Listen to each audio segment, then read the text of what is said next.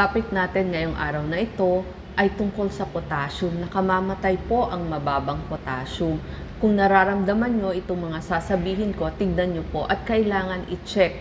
Baka mababang ating potassium. Marami po hindi nakakaalam, mababa na pala ang kanilang potassium. Kapag mababang potassium, ito po ang nararamdaman nyo. Mapagurin. Tapos, masakit yung inyong mga kalamnan. Parang lagi kayong nagkakaroon ng pamimitig ng mga laman. Tapos, kumakabog yung dibdib nyo. Alam nyo, hindi regular. Very irregular yung pagtibok o heartbeat ng inyong puso.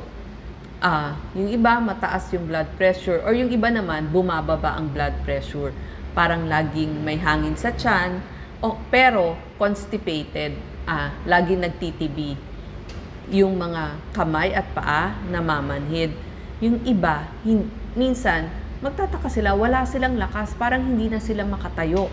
May paralysis, nagsisimula sa paa, papaakyat, hanggang hindi na sila makahinga. So, nagkakaroon din ng difficulty of breathing, kasama na yung respiratory paralysis nung kanilang mga muscles sa paghinga. Tapos, minsan, lagi silang malungkot. So, nararamdaman nyo ba to? Bakit lagi kayong pinupulikat? Bakit ang sakit-sakit ng paa nyo? So, pag ganito ho, magpapa-blood test tayo. Pupunta ho tayo dun sa doktor. Ang doktor na pupuntahan, nephrologist, pwede sila yung nag-check ng mga electrolytes or internal medicine doctor or ang inyong family medicine doctor. Para saan ba kasi itong potassium? Para maintindihan natin, ang potassium ay isang electrolyte. Electrolyte, mineral siya para sa cellula, sa cells natin, sa mga muscle, tsaka sa nerves at sa ugat. Kaya nga nagtataka ba kayo, pinupulikat kayo kasi nga pumupunta yung potassium dun sa muscle. Kailangan yon para sa pag-pump, pagtibok, pag-contract ng ating muscle. Tapos yung fluid balance ng ating katawan kasi electrolyte nga siya. So pamumulikat, mapapansin nyo. So sa blood pressure, may epekto din siya. Tapos parang may fatigue kayo or tired kayo, pagod na pagod. Kapag may potassium, tamang level ng potassium, ano ba yung benepisyong makukuha nyo dito? Kailangan siya para sa ating brain, sa ating utak, lalo na sa cellula ng utak, dun sa nerves, kasi dun pumupunta yung potassium natin. Tapos, nakita nila, bumababa yung pagkakaroon ng risk ng stroke kapag tama yung level ng potassium sa pagtibok ng ating puso. So, kailangan sa ating puso, heart health, ay tamang level din ng potassium. Tapos, kapag normal yung potassium, tsaka yung sodium, yung balance doon ng ating mga fluids, so may epekto, may magandang epekto to sa blood pressure natin. Pero higit sa lahat, yung mga masasakit na muscles, kailangan yon. Baka naman nagkukulang kayo ng potassium. Ilan ba ang dapat potassium na nakakain natin? Kasi ang problema, yung iba kaya bumababa yung potassium ay hindi sapat yung nakukuhang potassium mula sa pagkain. Maaaring hindi kumakain. Kapag lalaki, kailangan mo ng 3,400 milligrams of potassium a day mula sa pagkain. Kapag babae ka naman, 2,600 milligrams of potassium a day mula sa pagkain ang nakakain natin. So, pag hindi kumakain ng isang tao, apektado ang potassium. Pag nagpa-blood test, ang kailangan ng level ng potassium 3.5 hanggang 5.2 milliequivalents per liter ng potassium. Para malaman kung bumababa, halimbawa, lagi kayo namumulikat, itetest ng doktor o isama mo na potassium, calcium, magnesium at mga iba pang electrolytes sa inyong blood test. So, malalaman lamang sa blood test. Tsaka yung mga umiinom ng potassium tablets, minomonitor din. Kasi ayaw natin na sobrang potassium or sobrang kulang ng potassium. Kasi kapag kulang yung potassium, meron ng epekto sa ating mga kalamnan. Minsan, naghihingi na rin ng ECG yung inyong doktor kasi kung may kabog o irregular yung inyong heartbeat. Bakit ba bumababa ang potassium? Nakita ko kadalasang dahilan, katulad ko, kulang pala yung kinakain ko. Yun yung nangyari. Maaring wala kayong, lalo na yung mga senior citizen natin, baka walang ganang kumain. O kaya naman, kumakain nga, hindi naman sapat yung nutrisyon. Baka maraming kanin, tapos puro mga tuyo lamang ang kinakain, hindi balanced diet. So mamaya ituturo ko saan tayo kukuha ng maraming potassium. Tapos yung mga senior natin, makakalimutin na, tsaka hindi sila nagugutom. So yung mga may demensya o kaya talagang sa kahirapan ng buhay, konti lang yung nakakain, kaya bumababa yung kanilang potassium. Pero yung iba, halimbawa merong mga iniinom na gamot, katulad ng mga pampaihi o gamot sa asthma, sa hika, merong mga gamot na nakakapagpababa din ng inyong potassium. Kaya itanong at pumunta sa inyong doktor.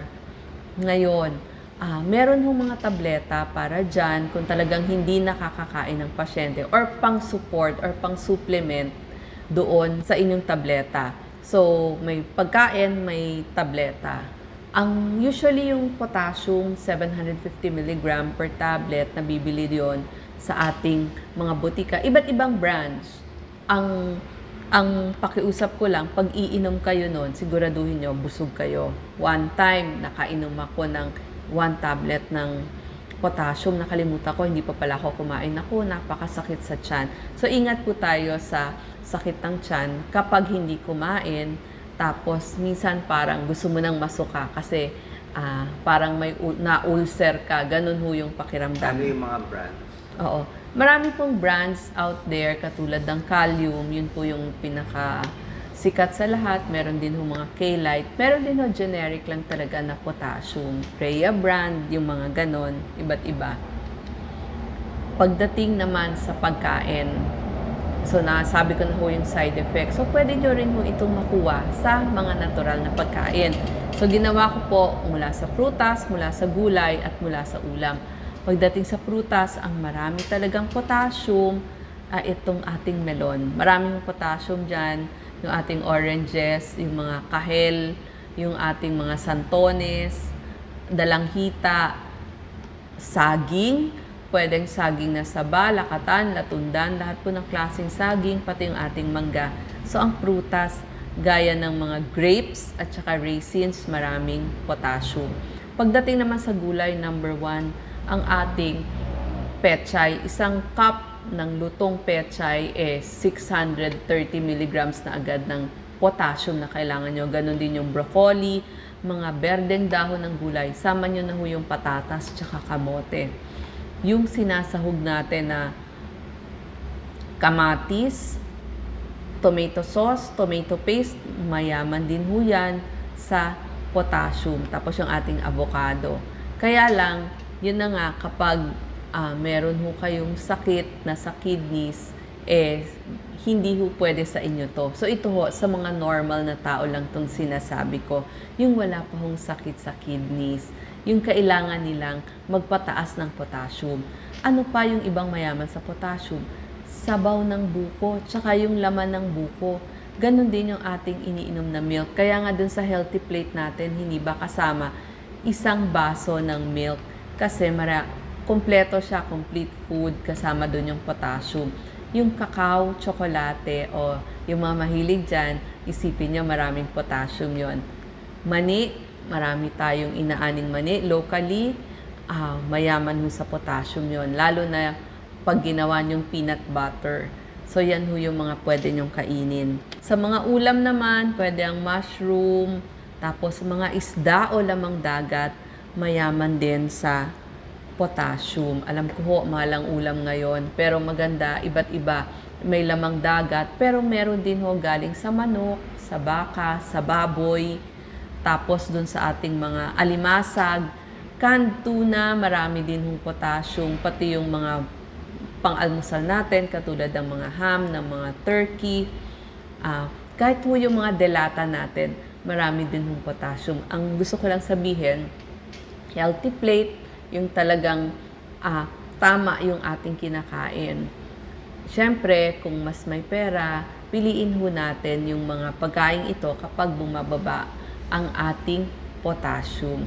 Maraming salamat po sa pakikinig. Ingat po pag bumaba ang inyong potassium.